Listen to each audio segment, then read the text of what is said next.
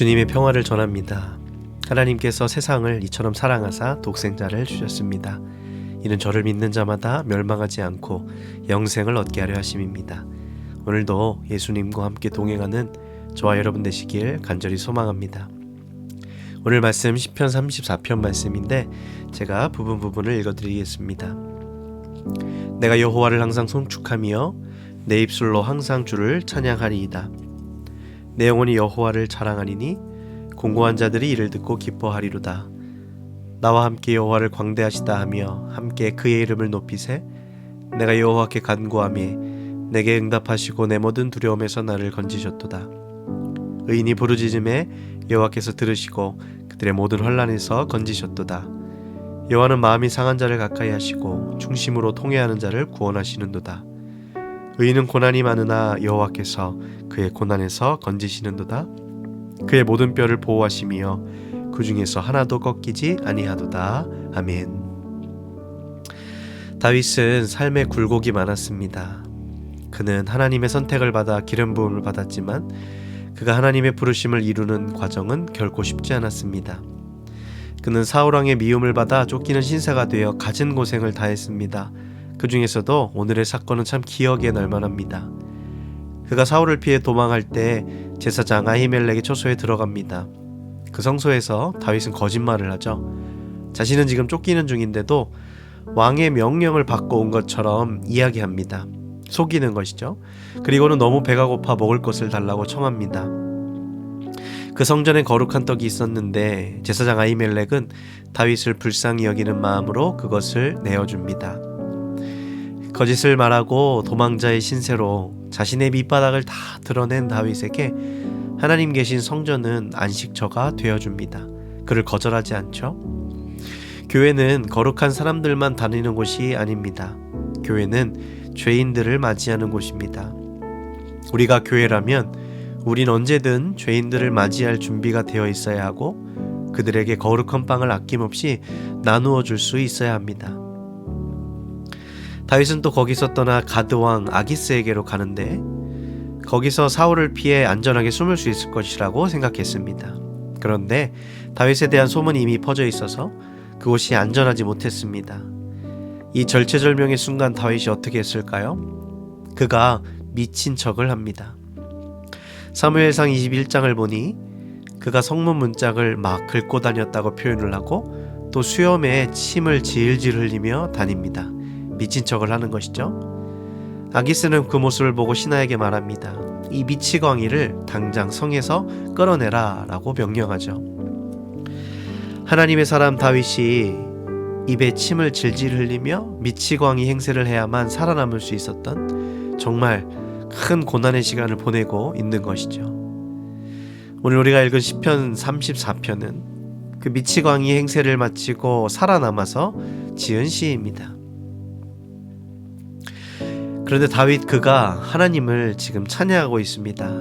지금 그는 자신이 미치광이 행사를 했다는 그 비참함을 느낄 시간이 없었습니다.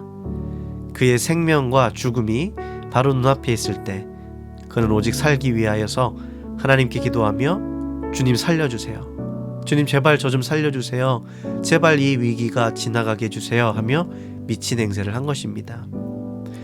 물론 먼 훗날 나중이 되어서 과거를 돌아보면 이때가 너무나 눈물 날 순간이었지만 지금은 그것보다도 자신의 생명을 지키기 위해 무엇이든 해야 될 때였습니다. 그가 미치광이 행세를 했다고 살아남을 수 있다는 보장이 있었을까요? 없었습니다. 저 미친놈을 당장 죽이라는 그런 명령이 떨어질 수도 있었습니다. 그러나 하나님은 다윗을 보호하시사 그곳에서 벗어나게 하셨고 다윗을 살려주셨습니다. 다윗은 알았습니다. 이 위기를 벗어난 것이 자신의 힘으로 된 것이 아니라는 사실을 깊이 깨닫습니다. 전적인 하나님의 은혜, 그분의 도우심 덕분에 이 위기를 탈출한 것임을 깊이 알게 됩니다. 그래서 오늘 이런 경배와 찬양을 드리고 있는 것이죠. 내가 주님을 찬양합니다. 내 입에서 찬양이 그치지 않을 것입니다. 나는 오직 주님만을 자랑합니다. 비천한 사람들이여 나와 함께 주님을 높입시다. 모두 함께 그 이름을 기립시다. 내가 주님을 간절히 찾았더니 주님께서 내게 응답하셨고 내 모든 두려움에서 나를 건져주셨습니다. 할렐루야, 주님을 찬양합니다. 그는 자신의 이 미저러블한 상황에서도 하나님이 자신이 구하셨음을 감사하고 있습니다. 사랑하는 여러분, 하나님께서 우리의 어떤 상황 가운데서도 우리를 구하실 것입니다. 우리는 곤고한 자들이지만 하나님께 부르짖으면 그분이 들으시고 모든 환난에서 구원할 것입니다. 삶에 문제가 있으십니까? 혹은 응답받기 원하는 기도가 있으십니까? 주님께 부르짖어 기도하시기 바랍니다. 다윗이 외칩니다. 젊은 사자는 궁핍하여 주릴지라도 여호와를 찾는 자에게는 모든 좋은 것에 부족함이 없으리로다. 우리는 성경에 써있는 이 말을 믿어야 합니다. 좋은 것으로 부족함 없이 채우시는 그 하나님의 놀라운 은혜가 오늘 저와 여러분에게 함께 하실 줄 분명히 믿습니다. 또 다윗의 그 시 중에 18절을 보니 여호와는 마음이 상한 자를 가까이 하시고 회개하는 자를 구원하신다 말씀하십니다. 또한 의인은 고난이 많으나 여호와께서 그를 모든 고난에서 건지신다 약속하십니다. 그리고 20절은 예언의 말씀입니다. 그의 모든 뼈를 보호하시며 그 중에서 하나도 꺾이지 아니하도다. 아멘. 이 예언은 누구에 대한 예언이었을까요? 바로 예수 그리스도에 대한 예언의 말씀입니다. 구약 성경의 내용들을 자세히 살펴보면 모든 화살표가 늘 예수님을 가리키고 있습니다. 구약 성경은 오실 예수님에 대한 이야기이고 신약 성서는 오신 예수님에 대한 이야기죠. 예수님이 십자가를 지시고 골고다 언덕을 오르십니다. 사순절기에 우리에게 늘 떠오르는 장면이죠. 그리고 그분이 십자가에 달리십니다. 십자가에 달리면 그 무게 때문에 뼈가 부러지기도 할 것입니다. 그러나 예수님의 뼈는 꺾이지 않았습니다. 게다가 빌라도는 십자가형을 당한 그 3명의 사람의 다리를 꺾어 시체를 치우라고 명령하였습니다. 그래서 군인들이 와서요, 첫 번째 사람의 다리를 꺾어버립니다. 그리고 옆에 있는 두 번째 사람의 다리도 꺾어버리죠. 그리고 이제 예수님의 그 뼈를 꺾으려고 예수님께 다가오지만 이미 죽으신 것을 보고 다리를 꺾지 아니합니다. 창으로 옆구리를 찌르니 곧 예수님의 그 살에서 피와 물이 나옵니다. 그리고 이 일이 일어난 것은 오늘 그 말씀인 그 뼈가 하나도 꺾이지 아니라라는 성경을 응하게 하려 함이다 라고 요한이 기록하였습니다. 오늘 이 말씀을 통해 깨닫는 바는 하나님이 지켜주시고 보호하시는 선이 있다고 생각이 들었습니다. 우리가 고난을 당하지만 감당할 만큼의 것만을 허락하시고 그 이상은 넘지 못하도록 보호하십니다.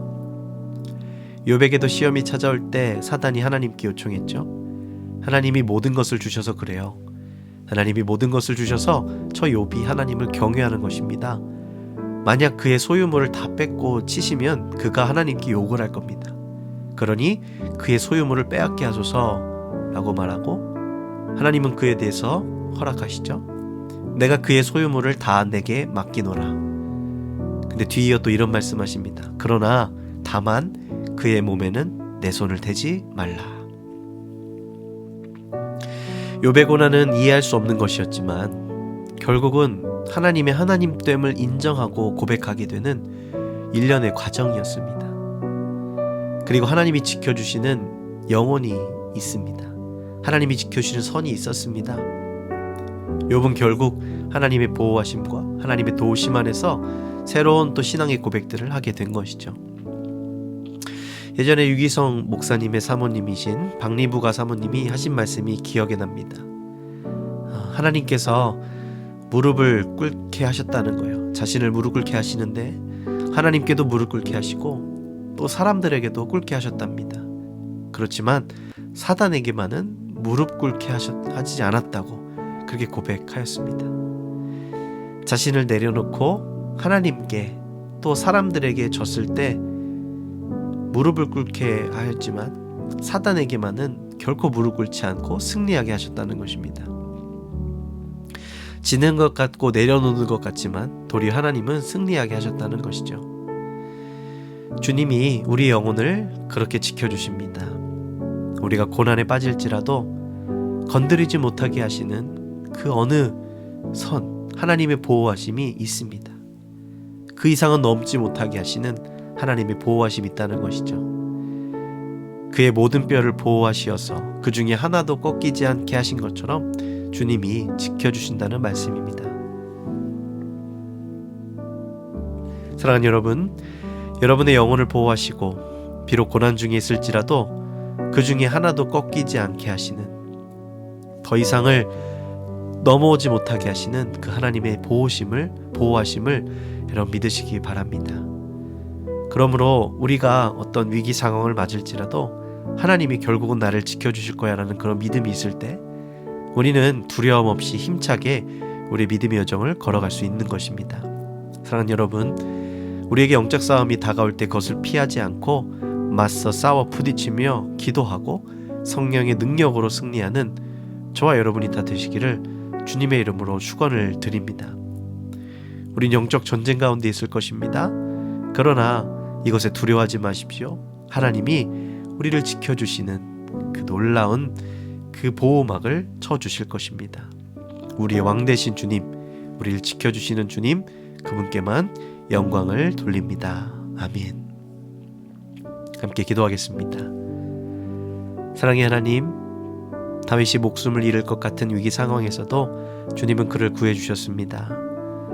그리고 하나님께서 자신을 구해주셨다는 것을 다윗 혼자 알았고 그는 그 은혜를 감사 찬양하였습니다. 주님, 그렇습니다. 우리 삶에도 다른 사람은 모르는, 나만 알고 있는 주님의 도우심이 있었음을 고백합니다. 그러기에 이것을 감사할 수 있는 유일한 사람도 나뿐이라는 것을 기억하며 주님께서 베풀어 주신 그 은혜를 찬양하고 경배할 수 있도록 주님 우리를 인도하여 주옵소서.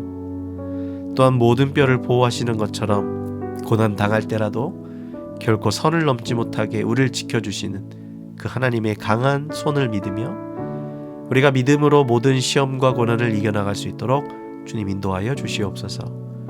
그래서 오직 하나님만 승리하시고 주님만 영광 받으시는 우리의 삶이 될 수 있도록 주님 축복하여 주옵소서. 오늘도 기도할 때 우리의 모든 기도 제목을 들으시고 응답하여 주시고 간절히 부르짖어 기도하는 이 시간 되게 하여 주옵소서. 감사드리며 사랑이 많으신 우리 주 예수 그리스도의 이름으로 기도하옵나이다. 아멘.